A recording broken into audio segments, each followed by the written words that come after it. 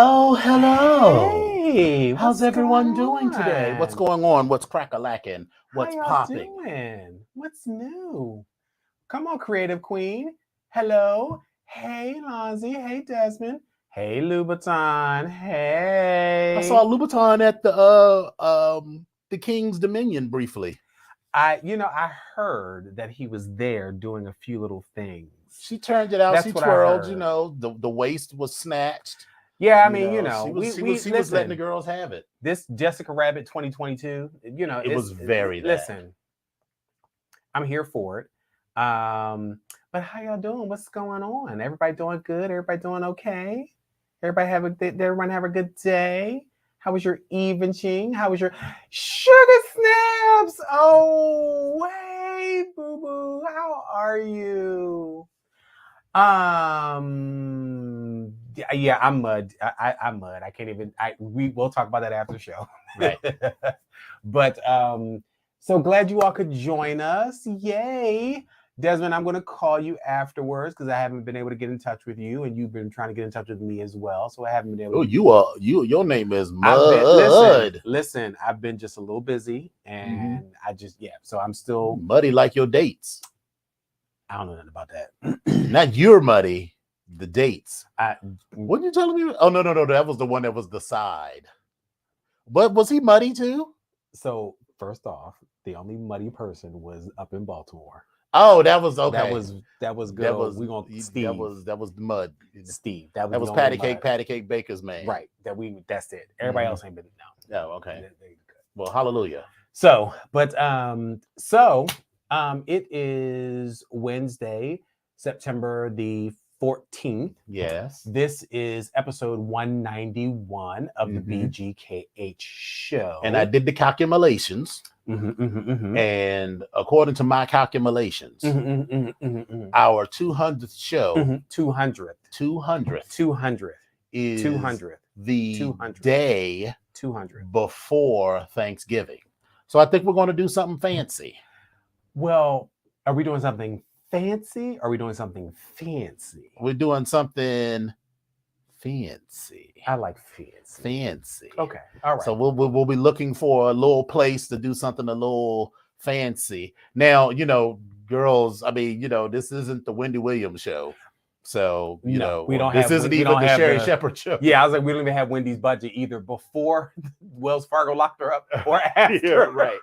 So, we might have a cute place. Right. But we'll figure something out, and you'll be aware. So start, planning your schedules now. So that would be you as well, Mrs. Sugar Snap. I would love to see you in the place because you would have a good time. Bring Mr. G along. And so listen, that's all I'm gonna say. There might be some performances. This might be like an extended evening. So it could be that. It could definitely be that. And we will have toured the 2022 Wet Pocketbooks or concluded that tour to have a final stop probably at that particular point, for the show. So I mean that could work. That could work. Oh, come on, TNO. Come on, screen name change. Miss Initials. Listen. Can we just talk about this for just 1 second? Miss TNO.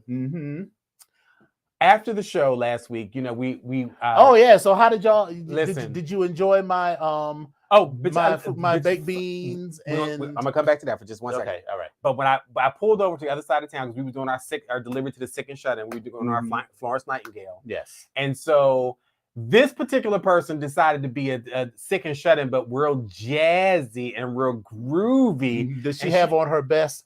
I just murdered my husband, but I don't know how. I don't know how it happened. No, so that look was more of the last in-person show. That's what she was giving that. Okay. It was the boho chic type of, I just murdered my husband. I don't know what I'm going to do. That sort of thing. Or not I murdered my husband. My husband mysteriously died. My husband tragically died. Yeah. And I don't know what to do, but where's my check? Yeah, so she's just waiting around, floundering. Yeah. But this particular evening, it was very much of, I am going to bed, but I still want to be a little stylish while I go to bed. So just in case somebody breaks into the house and decides they want to take a look at a gander, I will be coordinated down as I'm laying in bed, arched with the back. And so it was that type of coordination. But, it was cool. So I was happy to see her. She sounded well. She's feeling well. She looked good. She always looks good. Well, yes. But I'm saying under the circumstances, she still looked still looked good. And so we were talking about the food for a minute, and she was confessing that she has lost a few pounds, and so she was all excited. And she was like, "Look!" But then she said, "I can lift my ankle up," unlike somebody who couldn't get up. I said, "Okay, well, all right, rude." But everything was well. But the food. Now, let's be clear. This care package. So how was the steak? The steak was wonderful because listen, I was mad because when I got to work, because I took it home and I took it to work the next day. When I got to work, I was like, "Where's the rest of the steak?" There was only like a couple of pieces to split between the rest of the steak? I was like, "What the Tyra?" I know, but I was still like, "What the?" But okay. Did you like the baked beans? I did. I liked everything. And the potato salad? I liked everything. I ate everything, and I liked it, and it was good. I don't do like we were talking about this. Everybody makes a potato salad a little different. I don't do the celery seeds. Celery seeds to me, I don't know if I'm putting too much in or whatever, but it always seems like they give me an extra tangy something. And for me, they add a little bit of flavor, but they also add that little bit of a crunch. So it's a little bit of a texture thing. But yes, you can go overboard.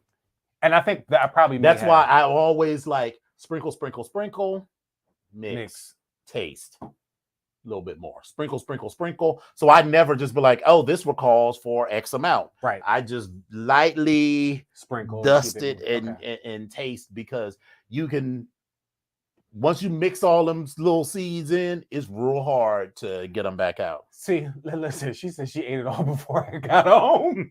Yeah, she probably did.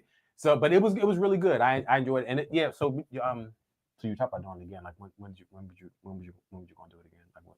I mean, I'm just for the anniversary and not before.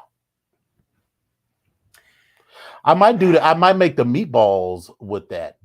Do some of the meatballs in. I mean, I'm here for quality control. So I mean, anytime I'm here for that. That is my job. I'm quality control. So you make the meatballs and make a little sauce with some beef gravy, the jerk seasoning, and a little sour cream, and make a little gravy and let it coat the meatballs all beautifully. Coat the meat. She said complete with the pumps and skinny ankles. But she was good. I enjoyed it, and I know, and just like Tyra said, she enjoyed hers as well. So it was really, really, really, really good. So kudos to you for that, because it was really good. But I mean, if you decide you want to make something in between now and then, I'm good. I mean, I'm probably good. I mean, I got my monkeypox shot. My arm is hurting, so some comfort food would be really good. Ow. You can get some potato salad from Wegmans and add some celery seed to it, and it's almost the same. And it's a lump. It's hard. Ow. Comfort food would be really good right about now. Yeah, it would. Ow. I hate him. Look at this. Unmoved. Ow. No. But anyway, so this week has been a interesting week already. At least on the job, because y'all know I done left. Hey, Legionnaire. No longer there at the Black Cock and Cock. Hey, Legionnaire. Host of The Outpost with Legionnaire, airing Thursdays at 8 p.m. on the BGKH show channel. And I missed it last Thursday because I was occupied. Yeah, I had Onyx stuff to do, but I will at least tune in and have it on in the background tomorrow. Well, no, I didn't have any Onyx things to do. I was occupied. So shocking that you prioritize. I feel seen. Like I feel persecuted. I feel you should discriminated against. No. I feel this is racist. That's what this is. No, this is just racist. You're neither being persecuted or discriminated I'm being profiled. Against. You are being profiled. I'm being profiled because I'm black. That's what it is. That because you're black. You are being profiled. I just can't. And you are definitely being judged. Because once again, Bougie Girl will be able to tell the story of how, once again, you were late or did not show up for something because you prioritize your own selfish needs. over that of your friends. Depending on what the needs were. Yeah. And that was one of those needs. And yeah. And on top of it, as you can tell from this whole conversation, she feels no remorse. No, but I felt lovely that night. That's what I will say. But yeah, Jesus, how many accounts you got open there over there, bougie girl? Yeah, but anyway, I will be tuning in tomorrow, Legionnaire. But yes, this week has been interesting. It's still adjusting to the job and all that good stuff. Mm-hmm. And but it's been interesting. I've realized that meetings are not meant, whether they are in person or not, they are not meant to go for 2 and 3 hours. Like, girl, listen, if you set up for a 30-minute meeting or for an hour meeting, if the 30-minute meeting goes up by 15 minutes, that's great. If the hour meeting goes longer than an hour and a half, that's a lot. That's just too much. This is too much. But once a damn again, you put your penis needs over the needs of your friends. Everyone here knows that they are loved. Everyone here knows that I love them. Everyone here knows that I love my penis. And there it is. Was that supposed to be an apology? No, that was just stating the facts of what actually happened. Because that was a terrible apology. I'm just saying I don't need to apologize. Everyone already knows me. Like they say, Jesus, he knows my heart. God knows my heart. Listen, y'all know my penis. Well, some of y'all do, but I mean, not everybody. But I'm just saying. But y'all know I like it, so it's fine. Like I'm good with that. I know you like yours, Tyra. She don't use rubbers. VR had his keys in his room. Oh, because I told her I was talking about my Oculus, and I was like, girl, I got to go home because I had some. Listen, I was trying to get myself together. Some VR porn. Yeah, girl, come on. This Oculus is everything. Are you kidding? Anyway, but this week has been interesting, and these meetings are going a little bit long, but we're trying to get into the swing of things. And the problem is for me right now. Thank you, Desmond. Ew. Whatever. The problem is for me right now, I'm trying to like pay attention. So I'm trying to be like the good employee, because knowing damn well in a 2-hour meeting, I could be doing 18 different things. And I'm trying not to multitask. If that wasn't the worst, I feel you're hurt, then I'm sorry. Apologies. So that's kind of where we are. But I really could have, for this 3-hour meeting, I could have been doing so many other things. But I was trying to pay attention because there's so many people that were talking about different things, and it was all touching on. Are you in charge of the meeting? No, I'm not. I was in the meeting, but I will be contributing to the meeting going forward. I was gonna say, because if I was in charge of the meeting, I'd be like, we got an hour to do this. Listen, that thing, it went a little long. And so I was even talking to one of my coworkers, and she said, everybody have a presentation? The majority of people on that phone, on that call, had something to do with the presentation. Our stuff was done first, specifically the office that I work with. And then afterwards, everybody else kind of tuned in, but all of our stuff is interrelated. So it kind of like, I was just trying to pay attention. And for me, it's a learning experience. So that's what I was trying to figure out.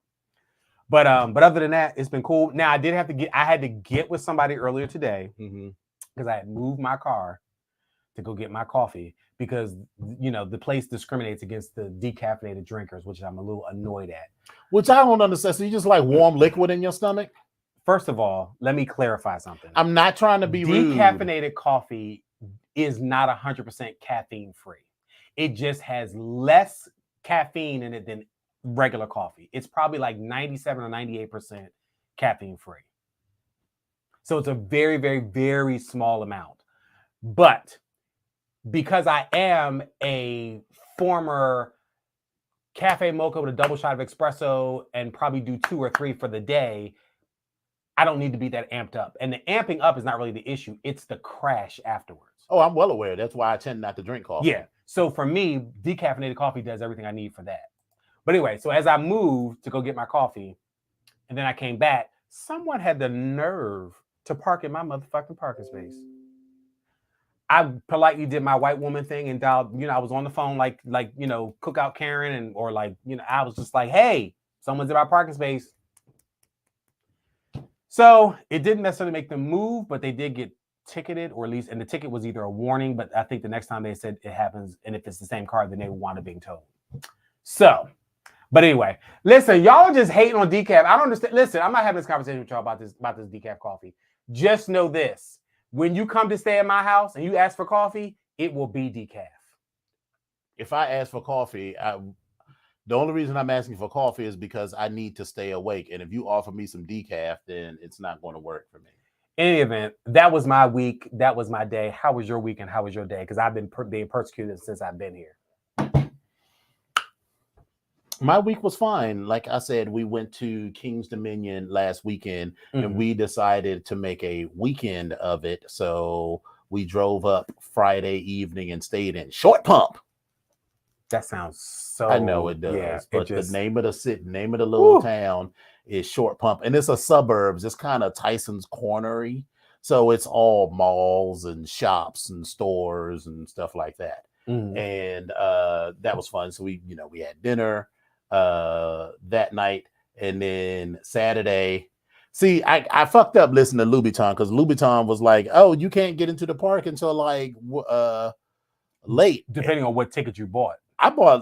If you bought a regular ticket, you can get it anytime. But if you got the ticket through them, it does say you can't come in until maybe an hour or something before that. That's not the ticket that I got. Yeah. But we ended up getting there late later in the afternoon, which was fine because we rode all of the rides we wanted to ride, and most of the rides were shut down even for the gay event. And they only had 2 or 3. I don't get that. And I would have been pissed because if I paid $75, but I don't get that. Why would they shut them down? That doesn't make any sense. Yeah, so I was just like, but we had a good time, and that was about it. And I went to Cracker Barrel on Sunday. Did you get the pecan pancakes? No. I got whatever I have for breakfast, but I got my order of chicken and dumplings with 2 sides of dumplings and 2 orders of that. So now I got a gang of dumplings in individual containers wrapped up. So I will be having dumplings at least 5 times. Good. I already had the 1. So then I have 4 more containers of dumplings that are frozen and ready to go. This week, I also had my interview for conversion from contractor to permanent employee at Redacted Railways. And that went fine. I never think that I don't ramp up the excitement too much. You know how people be like, I went in and slayed that interview. Then you be like, no. Because that it happens. You gonna fire me? No. It happens exactly the opposite for me. When I feel like I did very well, I didn't. When I feel like I did horribly, I usually get a call back. I want to be clear. I've never not done well in an interview. As far as how I felt I did.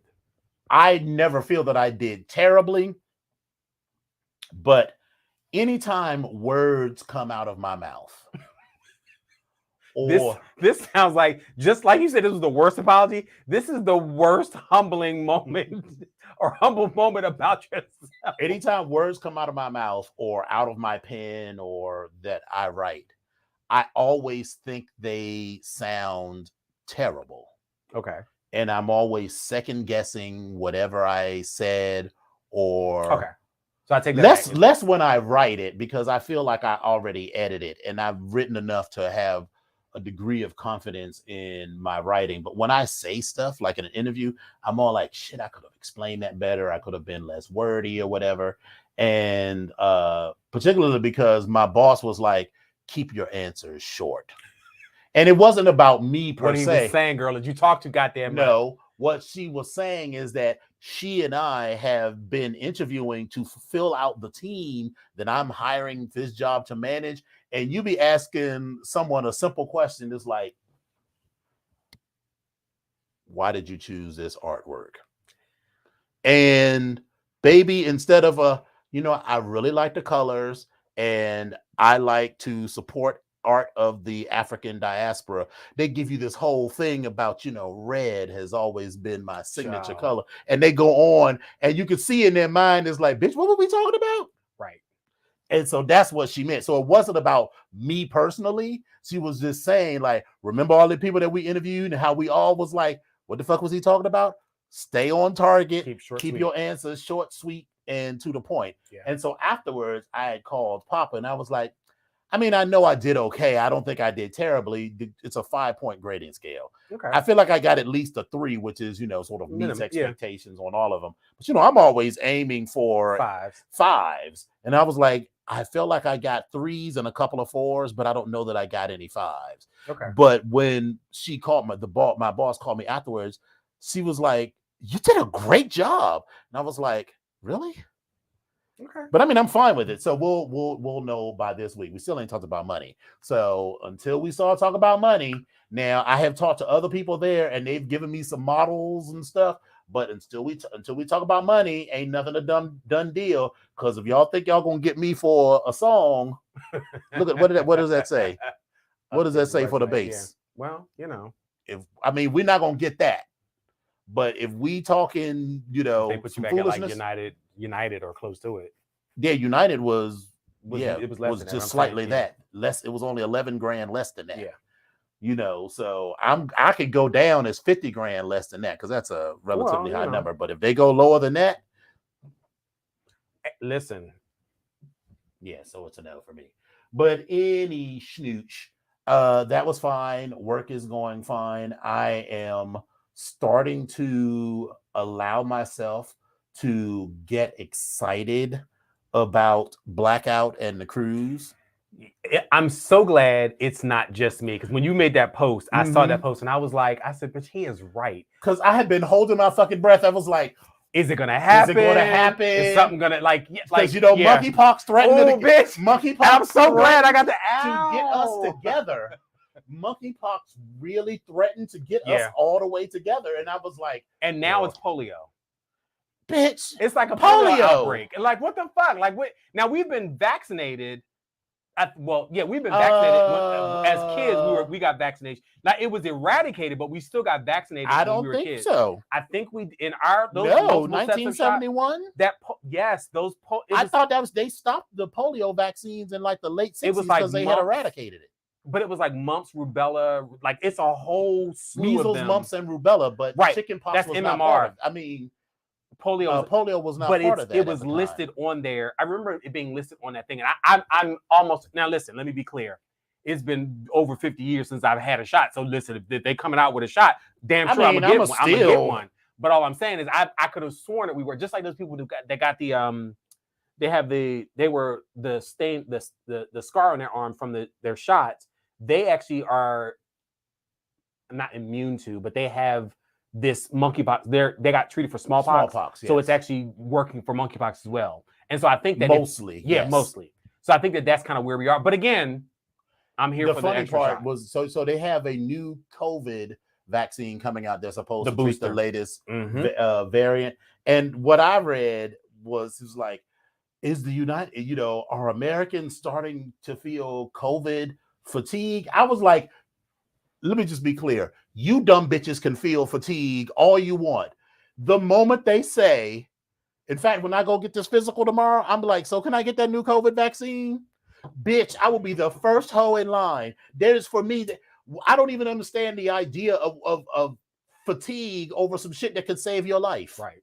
I mean, I don't even get that. And I think if it's not available, I know I'm going to get another booster shot because I was laughing at one of my friends that he's been boosted 4 times. I was like, you clown, what the hell? I've been boosted all of the times that I should have been so far, but I'm going to get something. His booster has been 4 times, not the 2 shots. He's gotten 4 booster shots. I've got 2 boosters. So yeah, I've got 2 booster shots. Yeah, so I'm going to get this other one. I'm going to try to get this. I'm going to get something before I roll to down to Florida because I got my monkeypox, so I had both. See, there we go. That's my little.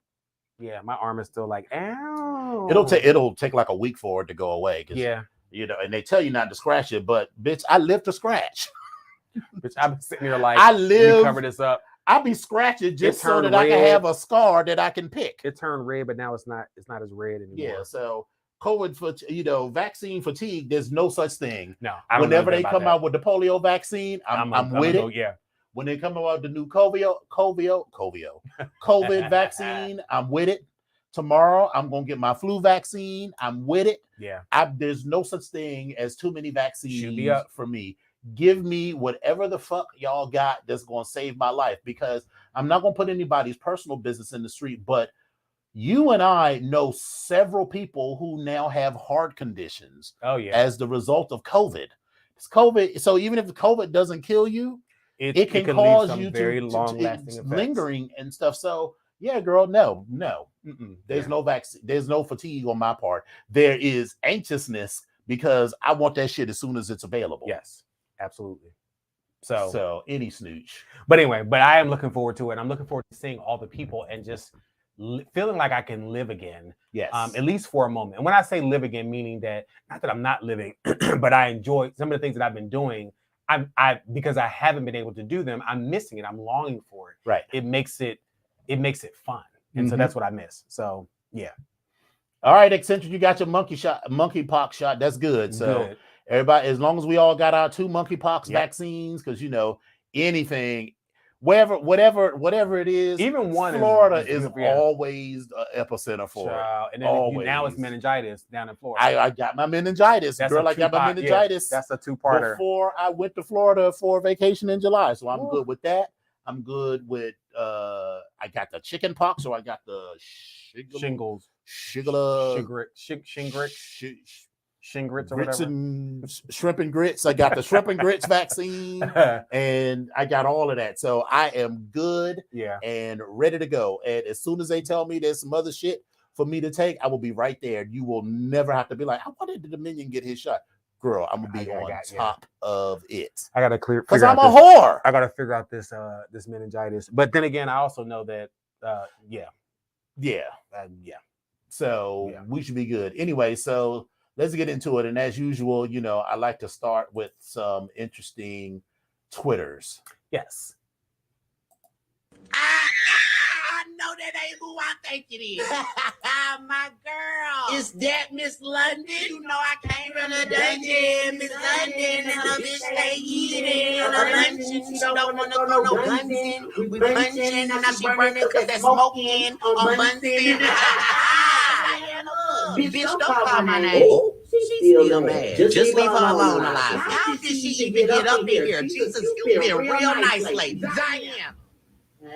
Hey. Elizabeth, you got some nerve coming up in here and these pearly gates talking about some hey. I ain't worried about you. I'm my husband. Oh, honey, I pushed them off these clouds like I'm about to do you. I mean, we can get down. We can, because I'm about that, but I ain't gonna fight you because you old. I got somebody for you. Rosa? Yes, me. And what? Who will knock you so far to the back of the bus? And if you do, I rise. We are not about to do this. Will the prayer say on earth as it is in heaven? So what's That was Betty White. Yes. Yeah. I was like, okay. She was like, London. I was like, what? I was like, that's Betty. Is that Miss London? The funniest part of that was Elizabeth was like, I mean, we can get down. We can get down. She's like, we can get down. So yeah. So let's get started. Do you want to do the stories first and then the Emmys, or the Emmys first? Well, let's leave it up to you all. What do y'all want to do? You want to check out the Emmys? Well, let's do that at the last because that's always fun. Yeah. Okay. Yeah. So I got a few quick interesting hits. Sure. Come on with it. So this TikToker says they were denied service at a restaurant due to previously not tipping, and her quote is, "Nobody is obligated to tip."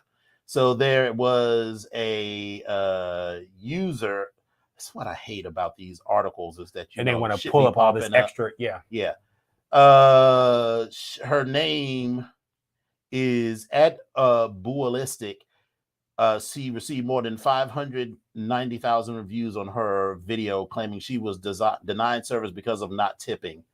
She says in her video, no one is obligated to tip. So here's the story. She says, so yesterday I went to a restaurant with somebody I love, and we decided that this time we would turn our duo into a trio, and we invited one of our friends. When we sat down, none of the servers showed up, and one of the managers came by and told us that they would not like to serve us anymore. The manager's reason for not serving the trio was because of tipping, the creator said.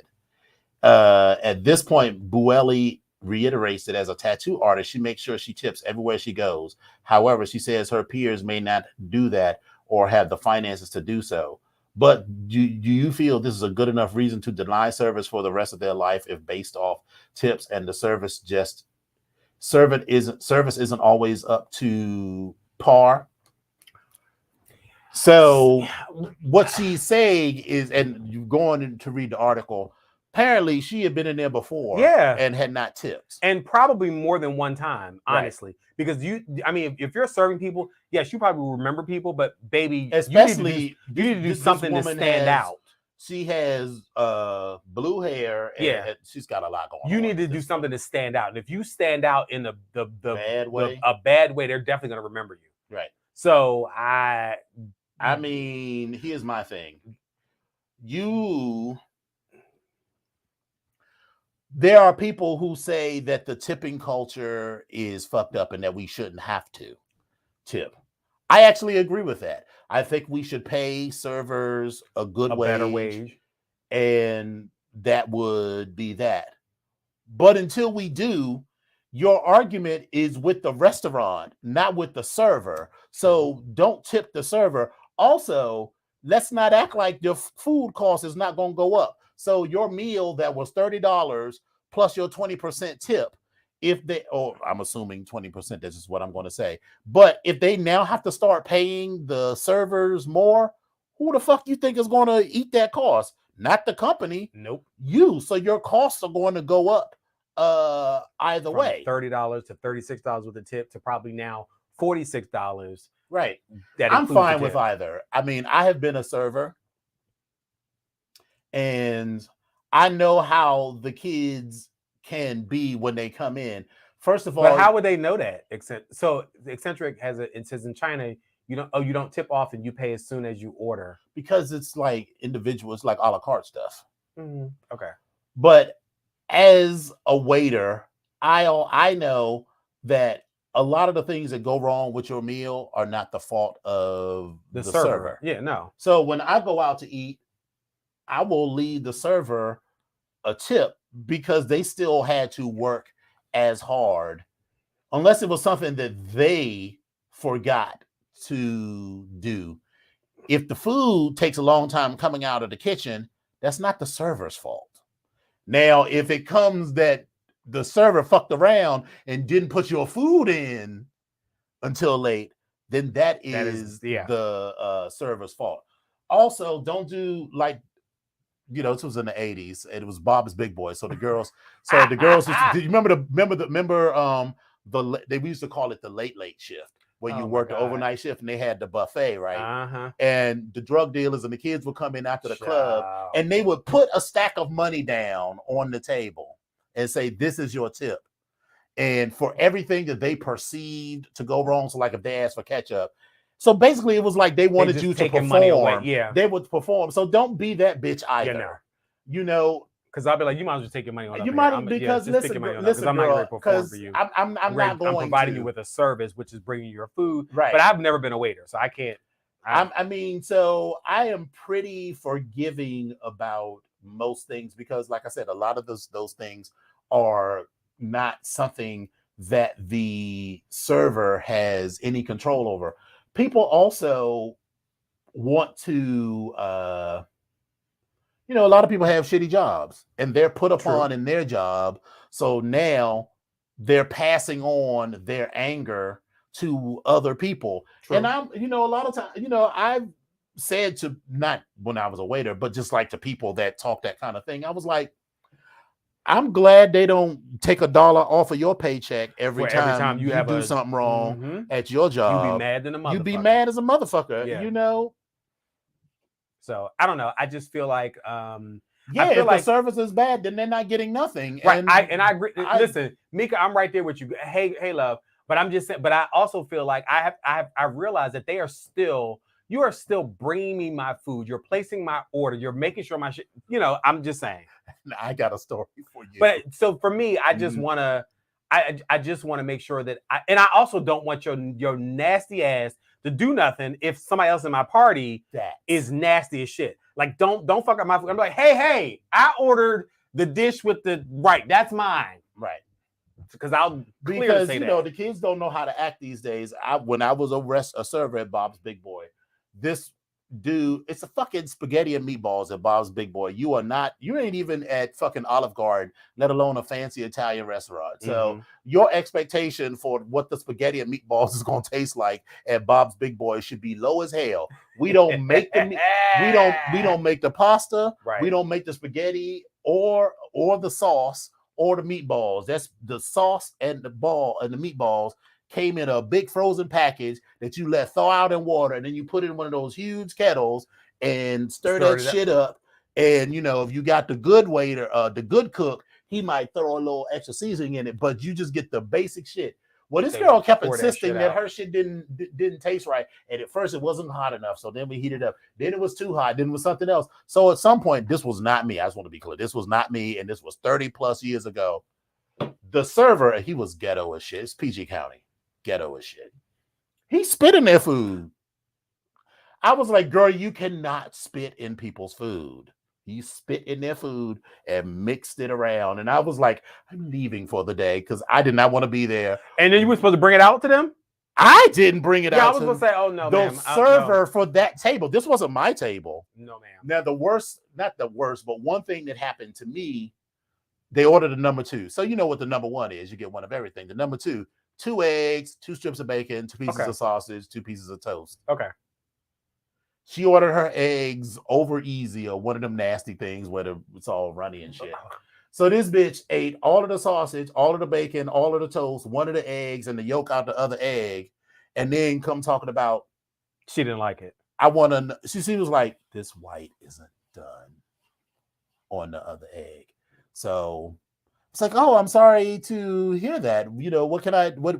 How would you like to? She said, I'd like another meal. And I was like, there's no way. Yeah, I'm not giving you another meal. I was like, at most. Did you want me to give you another egg? We will get you another egg. Yeah, we will get you another egg. And she didn't tip it. She was like, your service was terrible. I was like, bitch, you was just looking for an excuse and you're trying to get food for free. Because there's no way that you're going to eat 90% of the meal and think you're going to get a whole new meal because one component of that meal is underdone. And we're giving you another egg. Yeah, girl. There's no way in hell that we was going to do any of that. Not Shirley was just hungry. Was just hungry. Shirley was just hungry, baby. That's all. She was just hungry. when the food isn't good, I think I've told you, but not them, the story about when the last time I went to the juniors in Brooklyn. I don't think I remember. The first time I went to the juniors in Brooklyn, shit was delicious. Everything was delicious. The food was great. It was huge portions, and it was more than enough to take back to my hotel room because we were staying in Manhattan. So how long cheesecake was everything? Yeah, I was gonna say, how long was it from the first visit to the second visit? That wasn't the second visit. It was like the 4th or 5th visit. And it was like, I would be like, girl, if people were like, what do I do when I go to Brooklyn? If you are in Manhattan, take your ass right across the Brooklyn Bridge, because it's just across the Brooklyn Bridge, where you take the train or whatever, and go to Junior's. You can walk there. And when we went there that last time, how long ago had it been since it was like a couple of years, but I had been going there a bunch of times because I used to go to New York like 3-4 times. But I mean, it was still consistent up until that point. Up until that point. Okay. When I went in there, excuse me. You had a memory of Junior's. Right. It was, he sat on my spirit. The owners had changed. Okay. It went from everybody in there being black. And I'm not stereotyping. I'm just saying, I'm not going to say who it was. But it was other people of color, but they weren't black. I know you're talking about. Mm-hmm. So none of the food was good. The food, I ordered what I got. I got that chicken with the gravy, and they bring out this big plate ass size chicken breast with this gravy and the mashed potatoes and the green beans, and everything was delicious the first 4 times. But that 5th time, it was just terrible. And the cheesecake wasn't even good. But none of that was the server's fault. So I still tipped her. Right. And then I asked to speak to the manager. And I said, I'm a tourist, but I love coming here. And this time the food wasn't as good as normal. And he was like, you still got to pay for the food. And I was like, wait a minute, sir. I've already paid the bill and left a generous tip. I'm telling you that as someone who used to tell people to make time in their schedule when they came to New York City to come across the bridge to Junior's, which isn't, it's not like from here to there.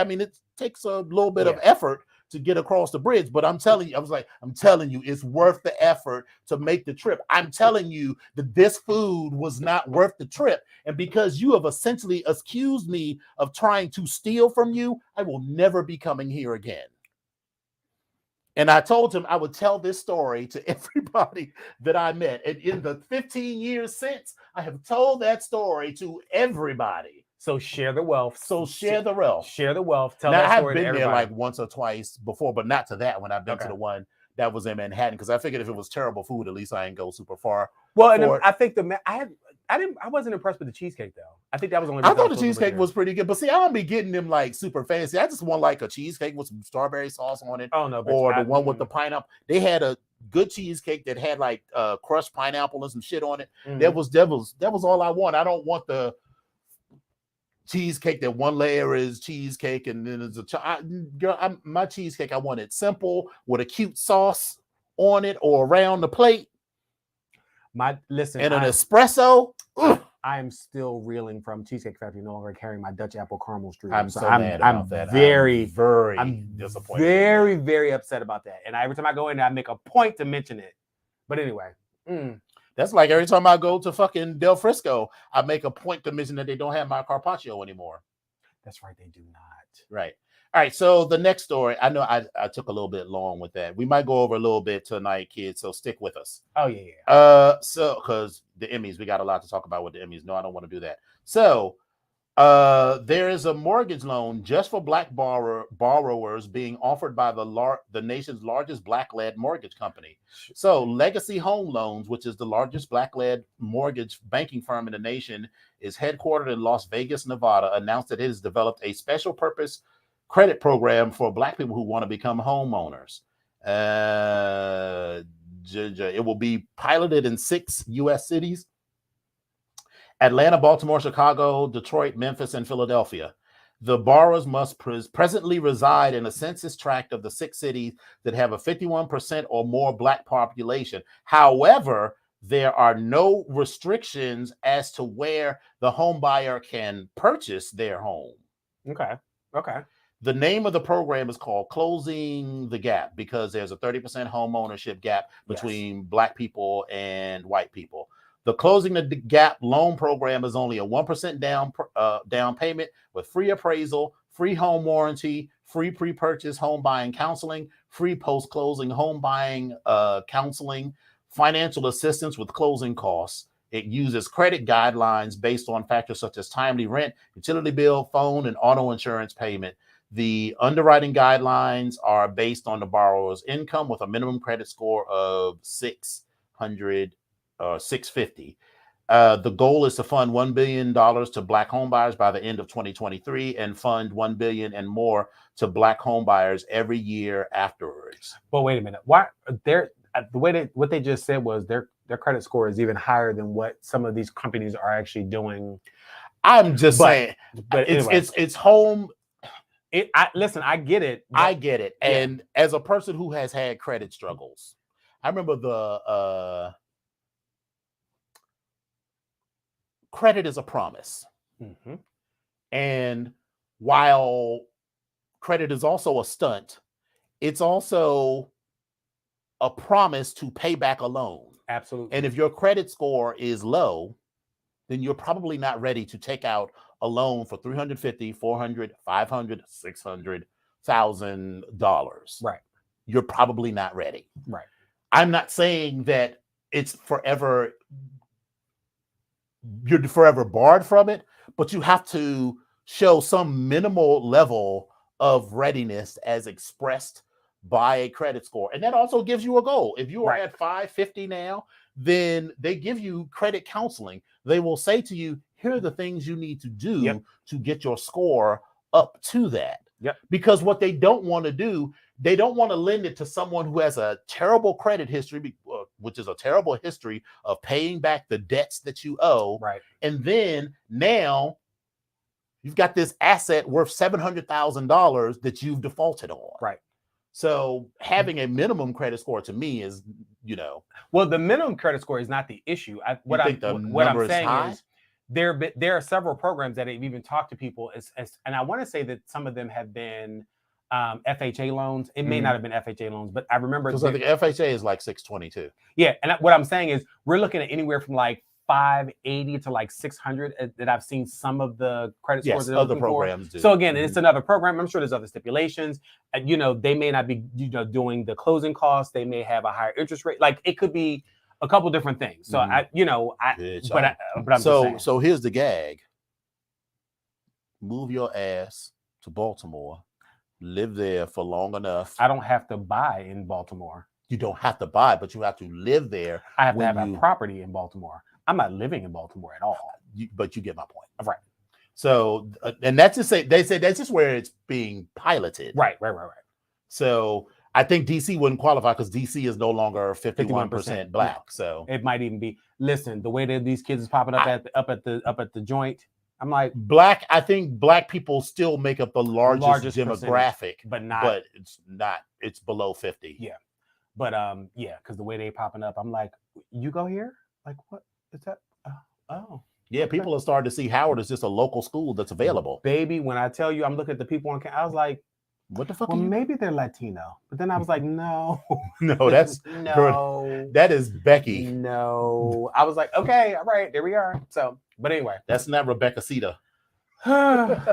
Anyway, last thing. Apparently, Tyra from Drag Race is coming out of retirement as King James, and she's got an OnlyFans for $15. But an OnlyFans? An OnlyFans. And then her first post says, "Here for nudes, LMAO. You know better than that. The king is coming back, and it ain't no time for that. This is probably the best dick pic you'll ever get. Next update in a bit." I actually wrote an article. Did you read my article? No, I did not. I've been busy. I have not read the article. It's a 3-minute read, honey. I have not read your article. You asked me a question, I answered it. This article was an open letter to terrible porn, adult content. I saw creators. it, but right. And I literally talk about this. Girl, I'm not paying for your OnlyFans for pictures of. I don't want to see your artwork. I don't want to hear your music. I don't want to see your quiche recipe. I don't want to see your workout regimen. I don't want to see the pictures of you remodeling. I want to see that dick, I want to see hole, that booty, exactly. Balls. If you are I want to see something in it, and or getting coming out of it, sucking and or getting something on your OnlyFans or just for fans for $5 a month. For it. Generally, I will not pay more than $10 a month for an OnlyFans. And girl, you might get 99. I mean, why the fuck would $5.99. I mean, I'm not even super interested in Tyra to begin with. So why would I pay $15 a month to see her do drag or some shit? The fuck? No, girl, I'm out. Now, if he was still doing drag and doing anything in the fetish realm, it actually could possibly be a good thing, depending on how he did it.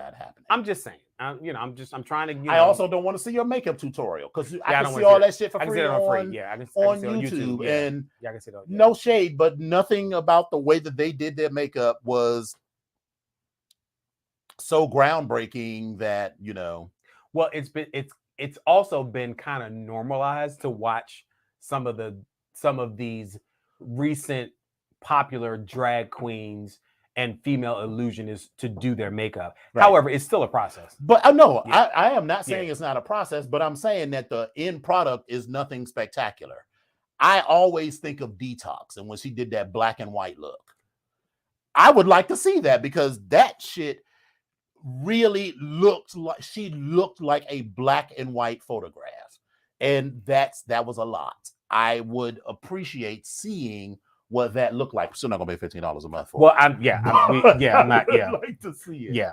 Anyway, so those were my quick takes. So okay, let's get into it. So here we go. Let's get into it. So, Dancing with the Stars. Last Thursday they revealed the full cast of contestants for season 31. Stars.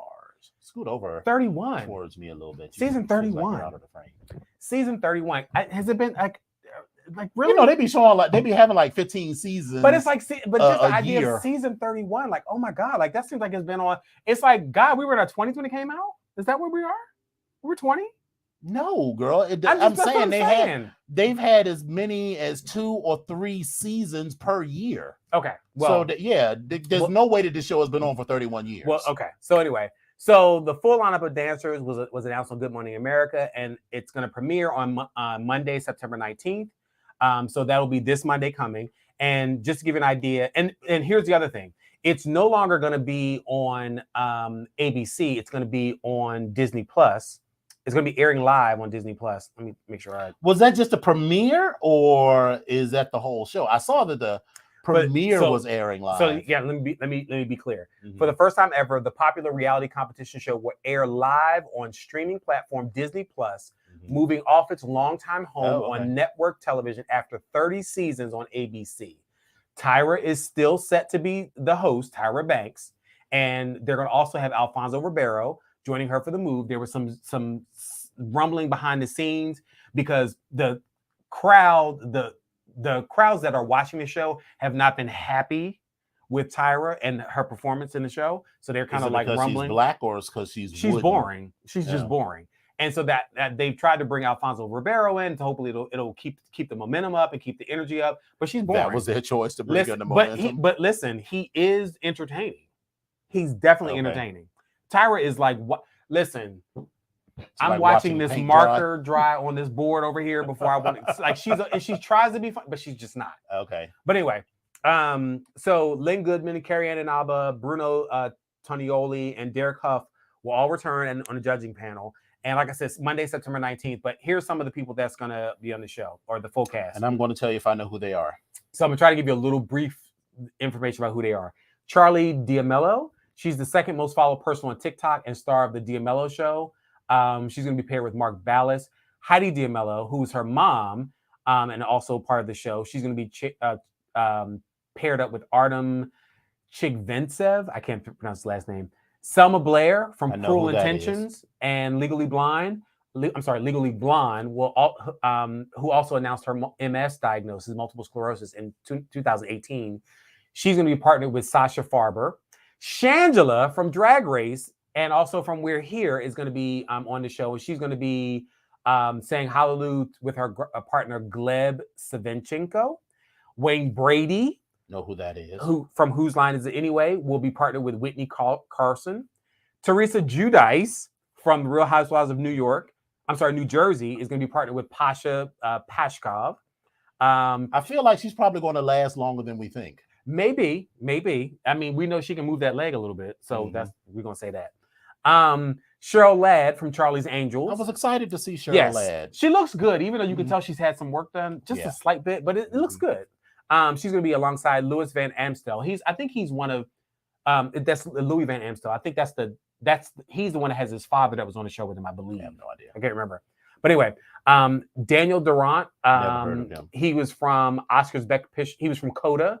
He's going to compete with. I've never heard of that movie. Yeah, it was the Oscars Best Picture winner in 2022, and I've never heard of this movie. So he's going to be there with Britt Stewart. Jordan Sparks from American Idol season 6 winner. She's going to be dancing with Brandon Armstrong. Yeah, this is what we're starting to stretch the term star. Well, she's had a few albums. Yeah, and a few movies. She was in Sparkle. She's done. That's true. She's done stuff. That's true. So she's going to be dancing with Brandon Armstrong, as I said. Vinny Guadagnino from the Jersey Shore, who's also on Jersey Shore Vacation and Double Shot at Love, will be partnered with Coco Iwasaki. I would love to see him and Teresa Giudice get into a fight. Baby. Gabby Wendy, current co-star of the current co-bachelorette star, will be stepping out with Val Schmernick. Co-bachelorette? There were 2 bachelorettes or something? Listen. I don't really follow the Bachelorette. So. Val Schmerkovsky. His brother Max was everything. Maxim! I like Maxim. Listen. Oh, I like that Maxim. Come on. Jason Lewis from Sex and the City. I'm gonna tell you who he is. He is the young guy that dated Samantha. That was the model. That's who he is. The one with the small dick. No, the one that she was in. She had been in a relationship with for a long time. Oh, She wound up breaking up with. Okay. So he's going to be on there dancing with Peta Murgatroyd.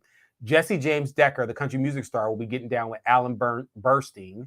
Jesse must be a woman. Yes, she is. Trevor Donovan, 90210 star, will be busting moves with Emma Slater. Who the fuck is Trevor Donovan? Listen, he was from 90210. That's all I know. I have to Google him because I have no idea who the fuck that is. Sam Champion he's from a Good Morning America contributor and a New York weather anchor. She's one of the girls. Well, yeah, very much so. She's going to be competing with Cheryl Burke, who Cheryl Burke was one of the first people to win, and she's one of the leaders of like the largest, or well, she may not be the highest amount of that's who he is, but silver ball. I mean, wasn't he only like on the show for like 5 minutes though? Listen. Anyway, she's had her track record with getting winners for the show, so he's dancing with her. And Joseph Baina, he's a fitness model, but he's also the son of Arnold Schwarzenegger. Wait a minute, I thought Arnold Schwarzenegger got other kids besides with Maria Shriver? Remember he got the maid pregnant? Oh, that's the maid's daughter? That's the baby. Son? Listen. Oh, okay, because I forgot. He's not. His body is. He's tall and he's big. Is he giving Arnold Schwarzenegger body? Not really, but he's giving. What was that guy's name? He's he's like an infomercial star. He's the tall white guy with the dark hair, very deep voice. He's kind of muscular, and he does he's not. It's not. It's all right. I mean, he's fuckable, but he looks like his mother. And that's kind of looks like his father a little bit. Yeah, okay. But anyway, he's going to be on. He's dancing alongside of Daniela Kargach. So listen, Monday in this picture, he definitely looks like his father. You don't see it? No, I don't. Okay, but that's just me. I'm the Russian judge. I will judge a little harder, and it's okay. So yeah, that's where we are. So Monday, tune in. I'm not a Dancing with the Stars watcher, but so I need to see like 2 episodes, and I'm just like, The Mirror Ball is not that interesting to me anymore. Like, especially after when what's her face, Jennifer Grey won, I watched it then. But that was like, I think if we were season 31, she must have won like season 8 or 9 or something like that. It must have been a long time ago. But anyway, so next up, listen, Miss Kandi Burruss. There was a shootout at her restaurant in Atlanta. And it was between conflicting co-workers. So the shootout broke out in a restaurant owned by Miss Kandi Burruss and her husband, Todd Tucker. And according to the Atlanta news station, the shooting happened at her place called Blaze Steak and Seafood off of Cascade Road near the airport. Reportedly, police said an employee was involved in some sort of fight and fired their gun, striking another employee in the arm. The injured co-worker was taken to the hospital with non-life-threatening injuries. The employees involved have not been named publicly as of the date of this article. Kandi's cousin and chef at the restaurant, Melvin Jones, confirmed via Instagram stories that he was shot while working Wednesday night. While details about the incident are sparse at this time, police said the shooter is at large. And again, this was as of last week. So he may be in custody at this particular point. And that's where we are. So, but just keep in mind, this shooting incident wasn't the first to go down at a Burruss Tucker-owned business. In 2020, a man entered the Old Lady Gang restaurant, targeted another man, and shot 3 people in the East Point, Atlanta, according to police. So listen, Kandi, the restaurant business may not necessarily be the best thing for you, but I'm not here to block your money, and I get it however you can. So my condolences and my prayers go out to the families and also to Kandi and her family, because hopefully it doesn't cause any undue, unnecessary strife. But that's where we are. Next up, the Queen Bee, the shorter one, Little Kim. She went off on 50 Cent after he clowned her. Another one? Beyonce. That's King Bee. Okay, she's king now. She's king now. Okay. She has been calling herself King Bee for the longest. I've never heard herself call herself King Bee. But it's okay.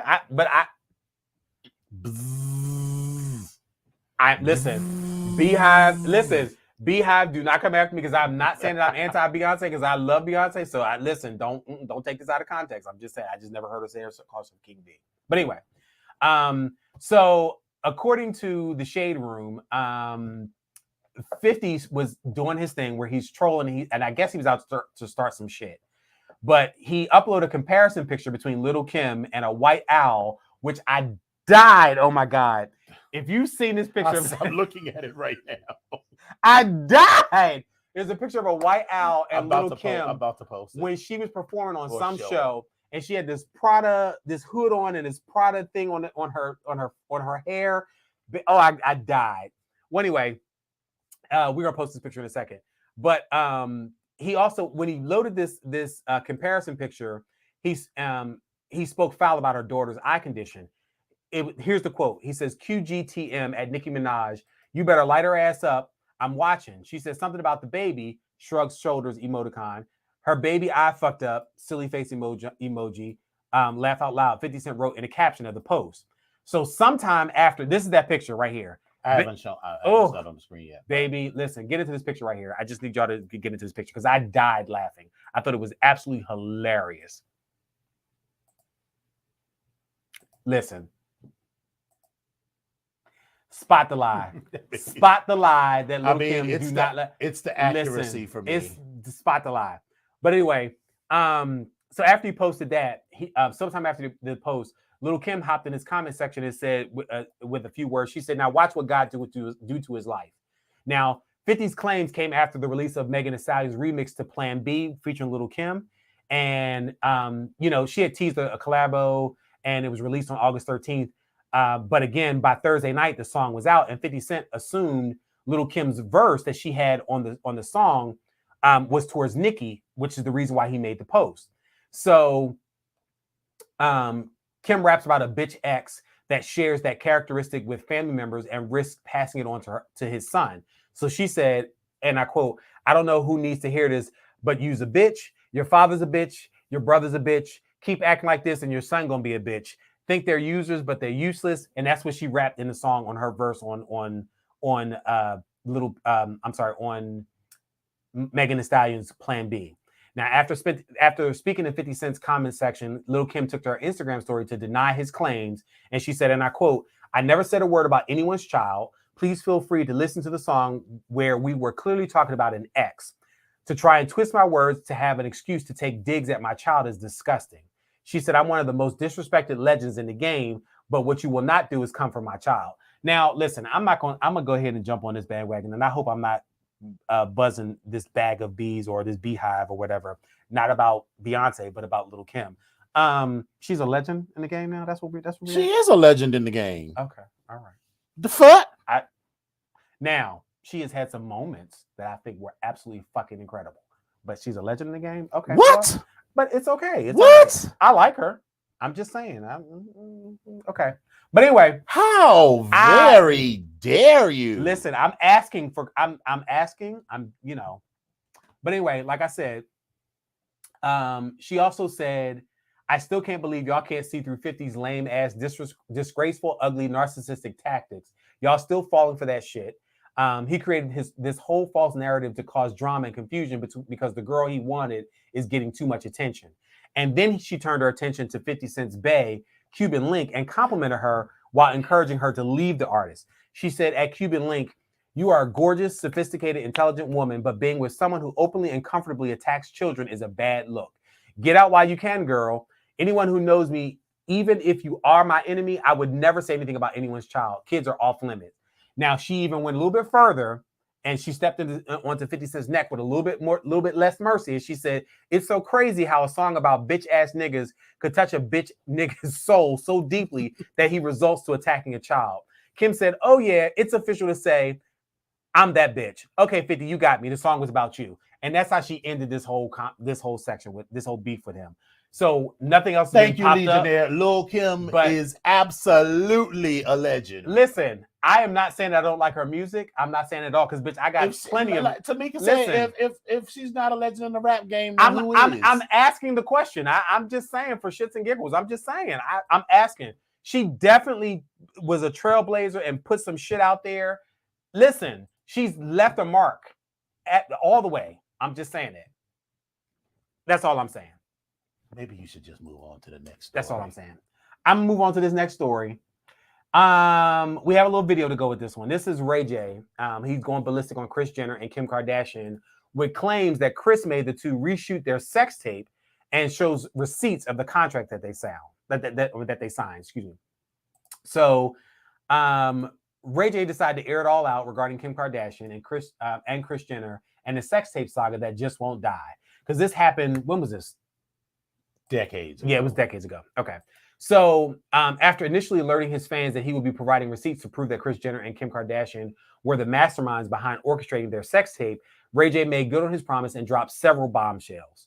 He set the tone for just how deep he was about to get with receipts as he revealed that Kris Jenner allegedly made him and Kim reshoot their sex tape to make sure that Kim looked her best in the video, or as Ray stated, to give her daughter a better look. However, that was merely just the start of the hours-long sessions of spilling tea. Now, this is part of the video this is the start of the video, start of the nonsense and what he posted after he first saw the video. So take a look at this. I don't know what the you think this is, but you have with the wrong person, period. You have with the wrong black person, period. With the wrong black man. Oh no, you done the wrong one. I was just gonna handle it legally, right? And just hit you in court and just get what I'm deserved from all of y'all being foul and trying to defame me, trying to make me look bad. When you know what's up, in 1 hour, I'm having them send everything I got. We going through receipts tonight, Kris. We going through receipts tonight, Kim. Everything that I got, I'm gonna let them see. And it ain't nothing. So anyway, now on to this next one. This is where he starts talking about more specific stuff. Run this tape. Kim Kardashian got her handwriting and her fingerprints all over my contract. When you look at the two, when you look at my signature and you look at her signature on my deliverables, that should say sex tape number 1, sex tape number 2, and guess what? The third sex tape or the second they've been trying to play me on, it called Santa Barbara Sex. Her mama made us go shoot it for safety. She watched the mother and said, hey, we're gonna go with the first one because the first one is better. It gives my daughter a better look than the second one that I made y'all go do. But you watched it and made a decision. And then you get on whatever show you was on and take a lie detector test with a fraud. Anyway, he pulled up text messages also between himself and Kanye, showing that Kanye was trying to meet up with him in an effort to secure the release of the second sex tape between Ray J and Kim. He also appeared to be upset with the fact that when Kanye posts text messages on social media, he receives tons of support, but Ray J doesn't get the same love in return. Again, he came back later on with receipts that he promised. He pulled the original contract, like you said, like he mentioned in his video, but he's out here spinning. So listen, I'm just going to report it. I don't know. I don't know if I'm taking a side with it, but I think the only thing that I'm really having an issue with is the fact that as the momager, you actually went through and watched this videotape of your daughter having sex with somebody and you just decided you weren't going to shoot it anymore or use the other version. I don't know if I could do that. That's a problem for me. I don't know. I don't know. You have thoughts? You're just kind of like not moved. Okay, so we'll go on to the next story. We know the Kardashians are trash. What does this prove? Okay, this proves that they're trash. But if you're mad that Kim Kardashian, used this as a come up and you didn't come up quite as far and come up all the way up out of Brandy's shadow, whose fault is that? That's not Kim Kardashian's fault. And you signed a contract. 2 grown people, 2 adults. I want to be clear. 2 adults.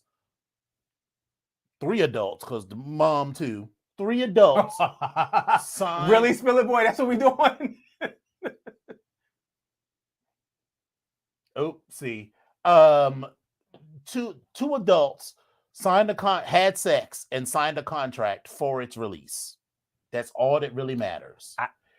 You got paid or whatever you were supposed to get per your contract. Now, if you're saying you did get paid per the contract, you've waited 20 years to. I don't know what to tell you about that. Limitations on that might be gone. But what are we supposed to be mad about? I mean, we can be disgusted, but he's acting like he's pulling up some receipts like, ooh, everybody knew this happened. So I think that the issue is that it was speculation. And I also never cared for Ray J. It was speculation that they were behind it, but now it's like this is the actual confirmation that everybody needed. It's lukewarm Darjeeling at best. Well, it's not even Darjeeling. This is lukewarm black orange pico.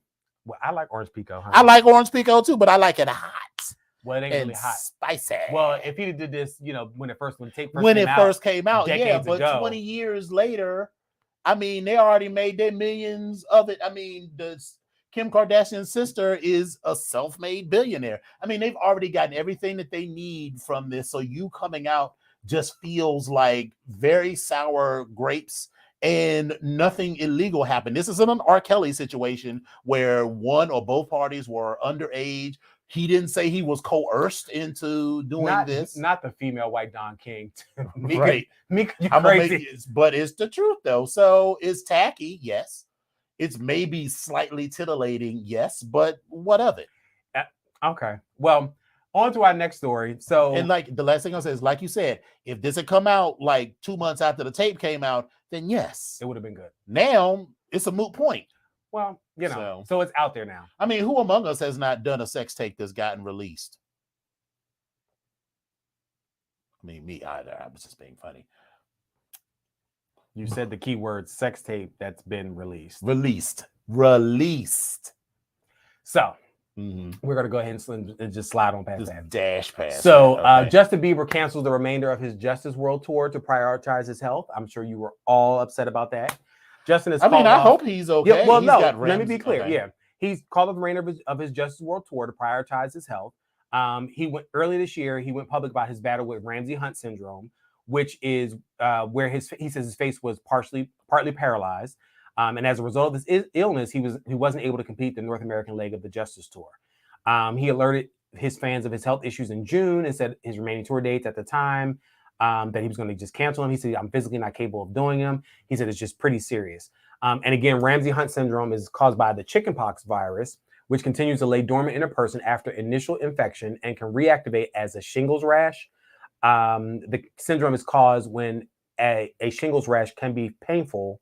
The syndrome is caused when a shingles rash, which can be painful, breaks out near one's ear. It can trigger facial paralysis and hearing loss. So hopefully, he will be in a better place, and hopefully this doesn't affect him going forward. I hope this is, this is a resolvable moment or resolvable. Yeah. But he said after he did his, the following month after he performed in Italy, he released a statement saying, after resting and consulting with my doctors, family, and team, I went to Europe in an effort to continue with the tour. I performed 6 live shows, but it took a real toll on me.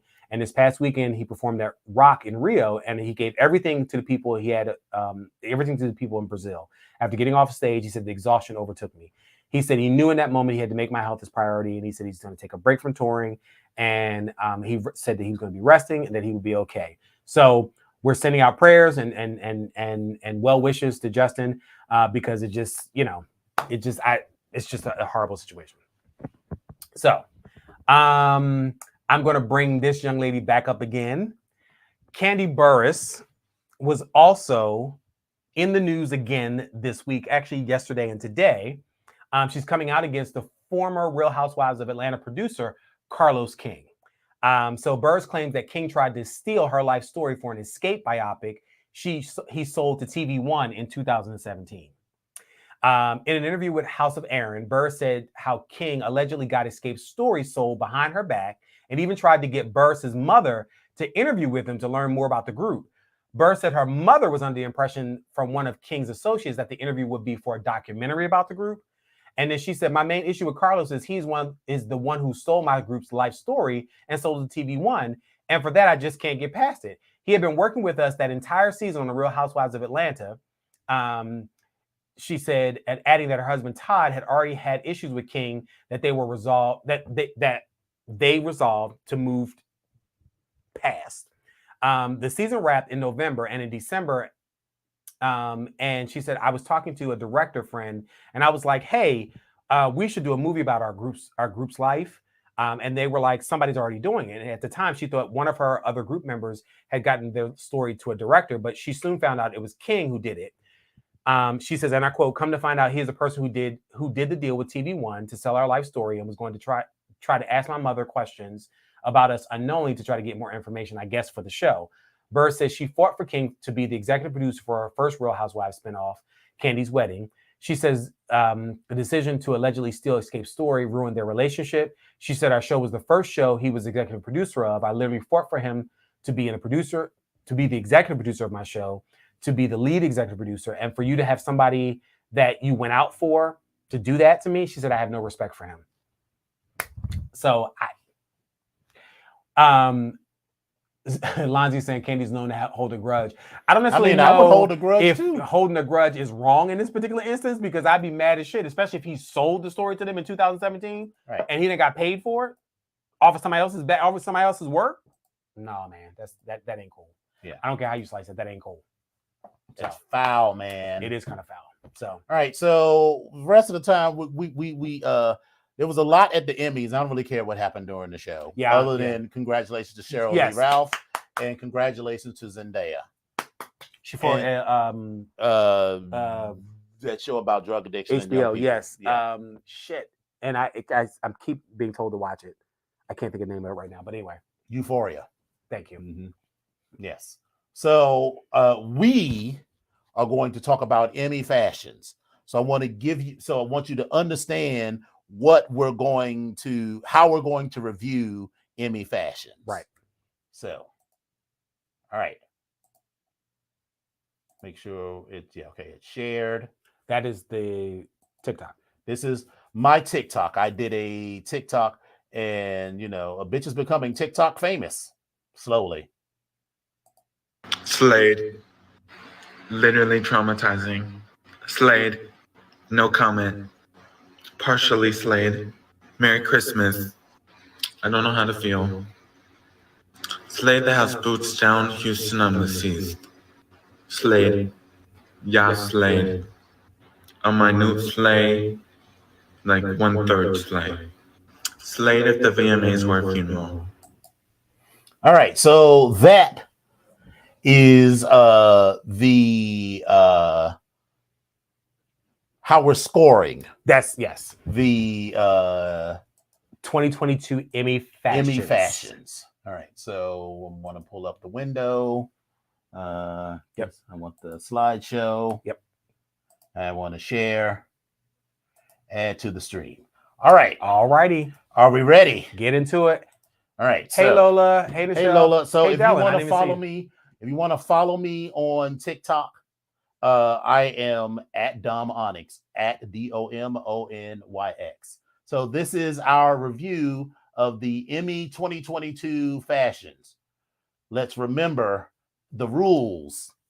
Slade, literally traumatized, no comment, partially Slade, Merry Christmas, I don't know how to feel, Slade the house boots down, Houston, I'm deceased. Ya slay, a minute slay, like 1/3 slay, and slay if the VMAs were a funeral. That's where we are. I mean, yes, there are a lot of choices, but there's a fine gradation. Yeah. So we're going to go through as many of these as we can until we get tired. Yeah. Right. So our first candidates. This one, I have no comment. First of all, who is she? I don't know. I don't know who all of these people are. So okay. All right. I have no comment. This is Andrew Garfield from Spider-Man. I thought he looked good in this white tuxedo. So I'm gonna say Slade. I'm gonna say a minute Slay. Okay.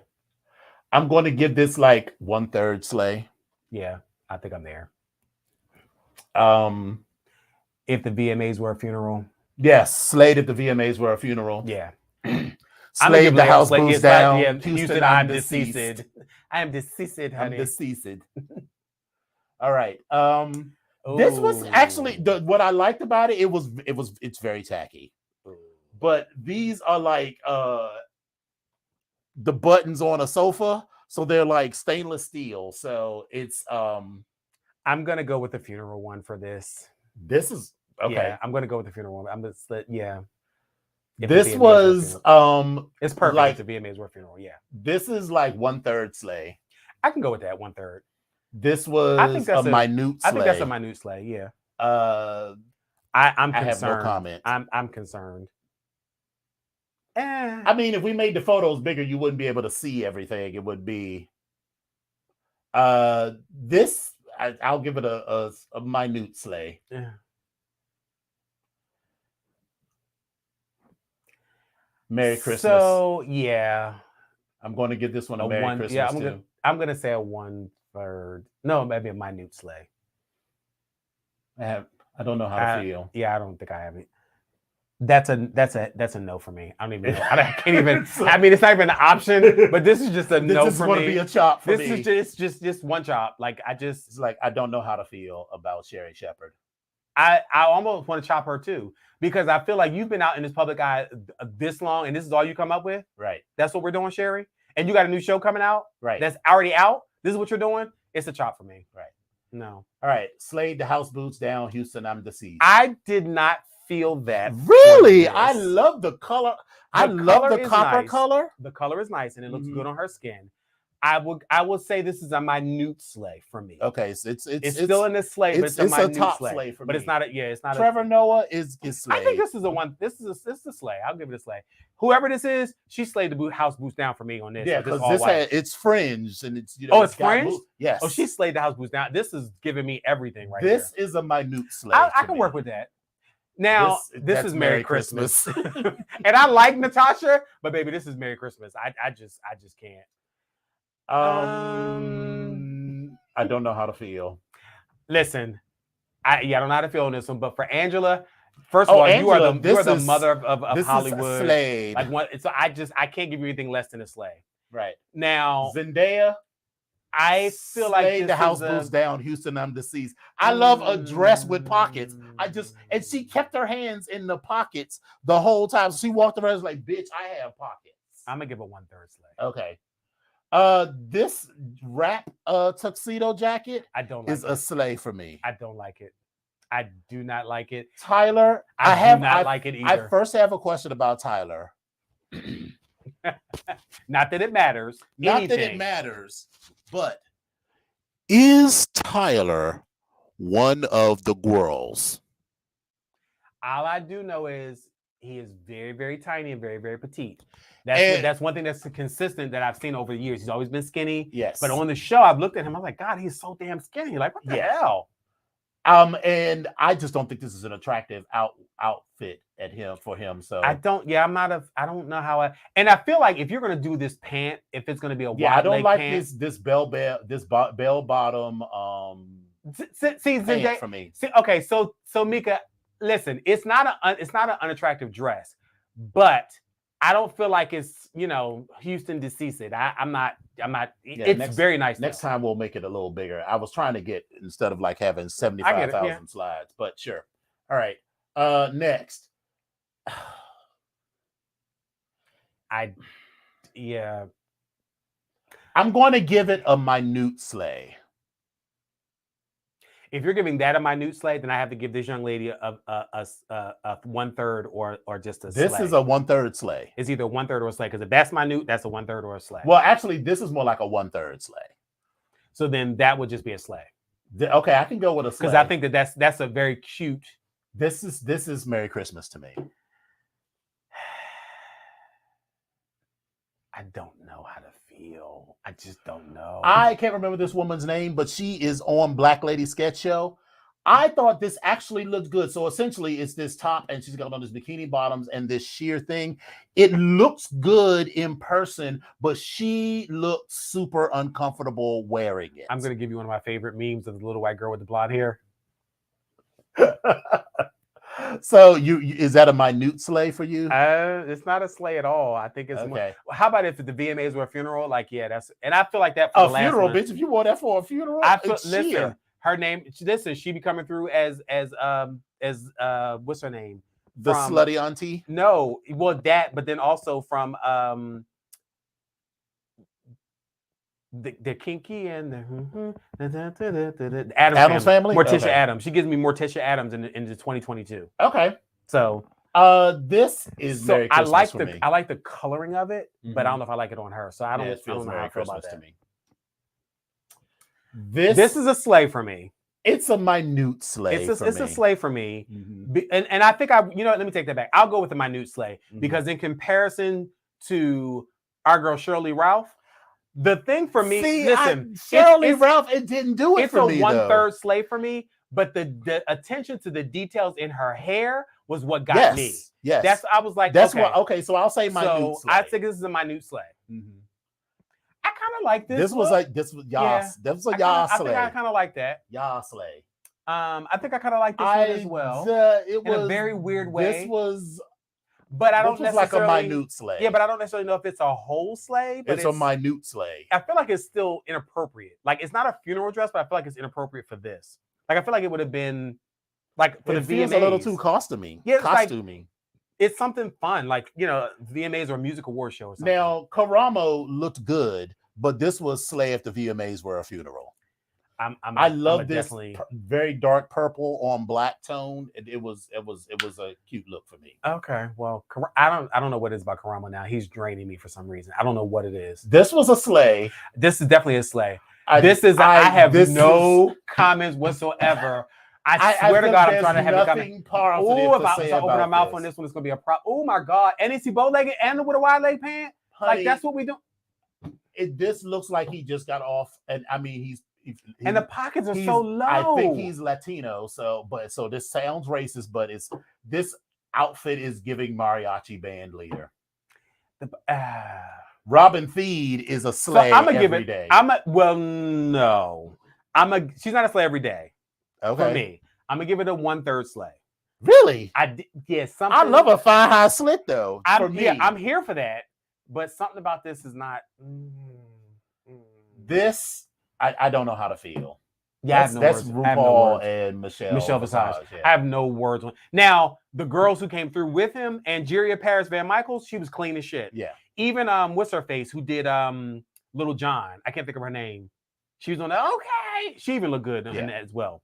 But yeah, whoever this black guy is, that's a minute sleigh. He looks kind of cute though. Yeah. I don't know who he is though. He looks kind of cute. This is a minute sleigh. Yeah. This old man. I mean, he looks like grandpa dressed up so it's a minute sleigh.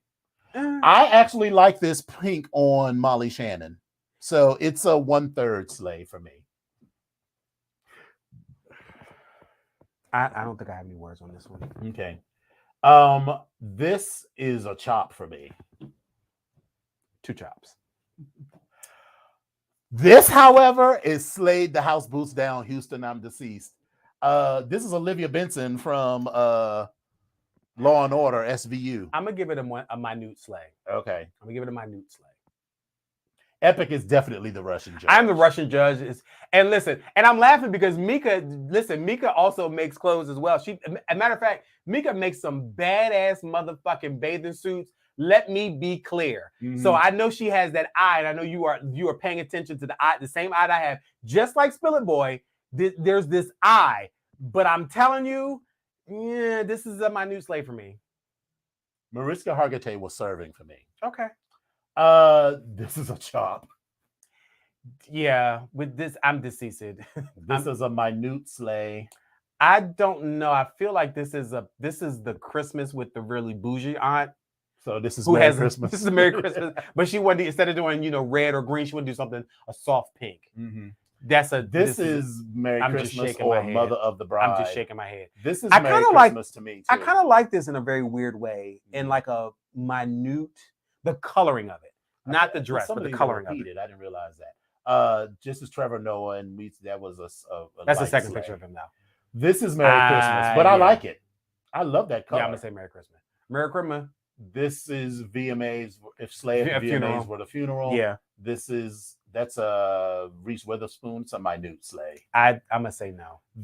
I did not care for this dress. I'm trying. I was trying. I was rooting for you, Issa. But I'm trying. The curve here.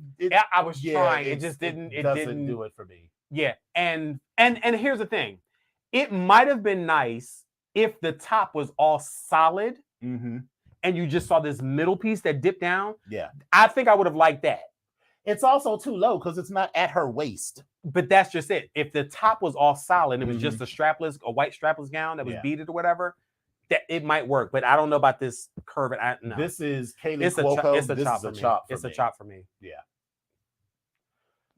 Now, in my TikTok, some of the girls was trying to give it to me for what is her name? From American Horror Story. Sarah Paulson. That's Sarah Paulson. This look did not give. It is giving me funeral, and it's giving me chop funeral. That's what. It's definitely a chop. This, I don't know how to feel about this one. This was first of all, the color the purple looks beautiful on her, and I love because she never had the jacket on. She always wore the jacket as a cape. So for me, the look was at minimum Slade, possibly Slade the house boots down. Houston, I'm deceased. So for me, it would have been Slade the house boot down and possibly deceased if Sandra had paid more attention, in my opinion, to her hair and her face, the makeup on it. Yeah, like something. Her face looks a little. She looks very plain. Like it's just undone to me. Okay, that's just. I feel that. This is. I like the color. Zasha Zamir. She's on Saturday Night Live. So this is a slave for me. I love the color. I like the color. That's all I like. And Gina Davis looks good. I'm gonna give it a minute slay. I don't know how I feel about this one. Okay. I don't know. Carrie, this a chop. I gave it like a chop. I gave it like a one. It is a violation right now. Listen, Carrie. I gave it like a 1/3 slay. Carrie is an itty bitty tiny woman with this big ass bow and this big ass train that's white or cream or whatever it is. Then you have on these solid black stockings and this black shoes. It was a lot of look. This ponytail. This is not Carrie, girl, you are not representing GW like this. Like you were just not. Like you just, I can't. And you come from fashions with motherfucking Shonda Rhimes. Like, girl, like come. I can't. I just can't. I can't. I'm sorry. This look, it up close, it looked fine. So this is like a minute slay. Now, Jean Smart, this is a slay all day. I am deceased because she looks amazing. She looks regal. Yes. She's giving the girls age appropriate, still sexy. I mean, not say age appropriate. She is a woman of a certain age and she is dressing to her absolute fullest. And so being everything. Carrie was doing somebody a favor. They were like, please, girl, wear my dress. Listen, was like, maybe that's what it was. Mix, I don't know, but girl, listen, I'm telling you, had she been walking down the street, I'd have been like, okay, when she get walking the red carpet, I'd have been like, I mean, all my designers up to the front right now. We're gonna turn this off the runway to get her dressed and then detour her back on the runway because this is not working for me. No. Jean Smart looks amazing. So that's the Slade the House Boots down. I really like the color of this next dress. It's very old Hollywood too. You gotta, if you are a person of a lighter hue, whether you're white or light skinned or Asian or whatever, sometimes these strong colors wash you out. So she looks really washed out. Need to do the but makeup. If we're just looking from here down, this is cute, but it's still giving me Merry Christmas. Yeah, the dress is cute. Which isn't necessarily an insult. No. I don't know how to feel. I just can't. I can't. All right. This a chop because it's sheer, it's see-through. She essentially has on a bra, panties, and this sheer skirt with vertical ruching. That's a chop for me. It's not. Poor Maggie Gyllenhaal.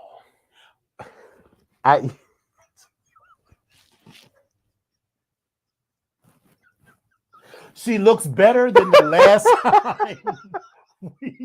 Her stylist hate her. She is pissing off all her stylists. She must be a bitch in real life because she's pissing off there's like no stylist. Like I need Christian Siriano to try to do something with her or something because I feel like Christian would be like tacky feet, tacky feet.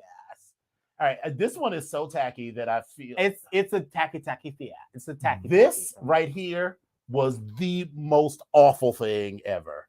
She does not have on a bra. And listen, I am not one of those. First of all, I do want to make note that we are men commenting on women. We're commenting on the fashion. Commenting on the fashion. We're not talking commenting about on their body. No. But for me, this idea, I was like, I don't. But she looks like she has on a nightgown and panties. Now, and as a nightgown, great. You coming through with a long flowing robe on and some fuzzy slippers with a heel on them and all type of stuff. I can see it for that. But this, I don't. This does not look like you were dressed. This looks like what you wear while they're putting your look together or while you're getting your makeup done. So she literally has on a pair of panties and this spaghetti string nightgown and some ballet flats. Yeah, it's a no for me. This one, it's something about this is cute, but I still don't think it's a like it's. The shape is not. Something's off. I don't know what it is, but it's very light and fluffy, and I kind of like that. But now Seth Rogen was looking good. This is a slay for me. This is very much a slay for me. I'm not quite deceased. Some of the monochromatic looks, especially with like men and tuxes, like it works for me. He did his hair in the sort of the same sort of color palette. So this was definitely a slay. Yeah. It was slay the house. I was not deceased. No, I'm not deceased. I was not deceased. It's a slay. All right, but that was it. We got through that faster than I thought we would. So that was good. Wait, she got that from the clearance section from Freaky Lingerie pages in the Dan Spiegel catalog. That really is what it really, it looks like that, or it looked like, you know how Spencer has that adult section in the back where they sell the cheap ass lingerie, the kind of shit where you pull it together, you pull it and you would get one wear out of it, and that's it. Right, and then the shit fall apart. That is exactly what that is giving. Oh, so she looks like she right. So that was fun. I thought generally some people did a good job. I like that there was a lot of color. Yeah. I did like that. I just feel like sometimes I'm somewhat conservative, but yes, also I like pops of color. So I tend to like conservative silhouettes, but in fab colors and maybe with a fab train or something. You can't do everything. You can't have. Yeah, you can't have. What Carrie did. Carrie had the most because. This by itself, the shoulder, the strapless, the short, this would have been the cute long, if the rest of the dress had been like a nice but simple dress. I love a train and these black stockings and black shoes. A train with a mini skirt like that don't go for me. And you got on a white skirt. You're wearing white, but you got on these black stockings and black shoes. Yes, it's like you didn't have nothing else to put that on. Like you could have got your POTUS dyeable pumps. Right. And like something like yes, so it was a no for me. All right, well, that was fun. Let's get into some beautiful bean footage.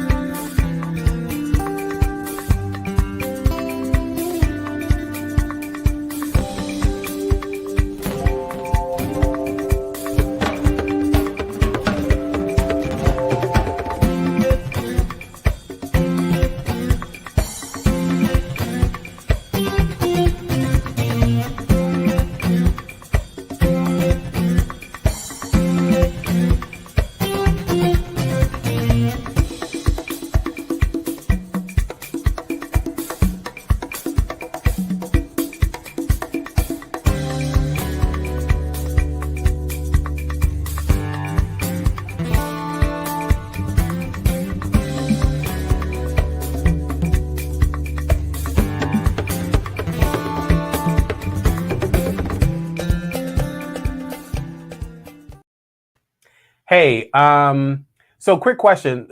Lola, you say, yes, I did say POTUS. What?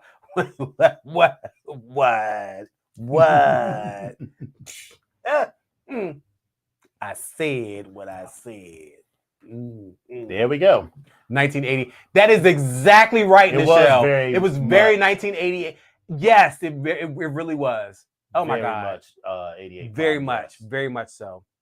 But anyway, all she was missing was the asymmetrical mushroom. That's why she had that ponytail up, because she the cut probably went wrong. Now, had she came with a look like a theme with that dress on, I think I probably could have gotten into it. Yeah.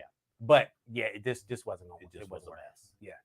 But anyway, listen, people, we really, really, really, really, really appreciate you guys coming and hanging out with us.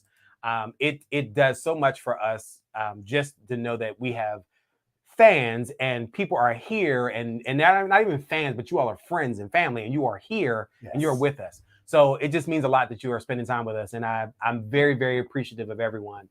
So many of you I talk to on a regular basis. I see you often. You're part of my family, and you're part of everything that we have going on here. So I am extending thanks and love and appreciation for you being here. So ditto. Asymmetrical shroom banji girl, right? Eccentric. If she'd have pulled that off, an asymmetrical, even an asymmetrical inverted bob that even had a shroom on the side and maybe some freeze curls and stuff, I probably could have gotten into it. But I just couldn't. This wasn't.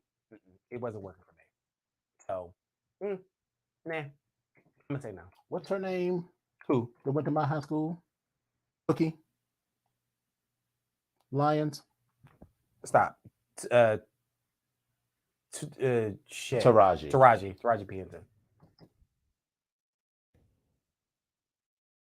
Was she? I'm gonna tell you what the look is. But she's not older than that. She's like 1 or 2 years older than us, I think, right? She's a year older. Yeah. Exactly. So I'm about to show you what the look. And I don't remember her from high school, but baby, I remember this haircut though. I remember this everything about this look. My ex-girlfriend had a haircut like when she would come from the bar, she would come from the beautician, and she would be swinging her hair and shit. I was like, girl, that shit gonna fall out. She's like, She had very thick, beautiful hair, but it was beautiful. Listen, that is the look. If Carrie came through giving this with that dress, I might have been able to get into it. Right. That is the look. I might have been able to get into it. If she was giving Taraji P. Henson circa 1988, this would have been the look. I'm just saying. I think she's a year younger, so she was in the class of 1990. 90 or 80? I think so. All right. Well, okay. Look at those glasses. Come on through with these glasses, girl. When was this from? Oh, you know what? Must have been, because so she was 46 years old at the time. So wait, what was it? Was it in the tag? The year 91. 91. Okay, so she's 2 years younger. Yeah, but I remember because in our yearbook, that must have been bitch. She's giving salt and pepper. Listen, and we're in effect with the and it's the soft because listen, her hair is growing out. She's trying to get out of that style, right? Or no, maybe she spent a lot of money on this look. Yeah, but maybe so. No, that was her graduation year, right? No, I think this must have been before. That was 1988. That was her senior year. Okay, so she had just got a fresh cut for that, right? Yeah. So she's yeah. Oh, we know you had that. So, Mika, you had that. Listen, why am I not surprised, Mika? I am not surprised. To me I am not surprised at all because I'm here for it. Because listen, that's what Philly do. That's what we do. I'm just saying. Well, all right, kids. That was super fun. Got a quiet weekend coming up. Next weekend, I'm going to Atlanta for Leather Leadership Conference. We're gonna see if we can do a little photo shoot at the spot. It won't be quite as fun without you, but we'll be ready. We got. Wait a minute. We got a whole cruise. I didn't say anything. I didn't say anything. We got looks to prepare. I've been working on my say something hat day. I'm working on that. All right, kids. Well, thank y'all for coming out. God bless you, and good night. So we going down low. Low. Okay. I need the knife. Give me the knife. I said.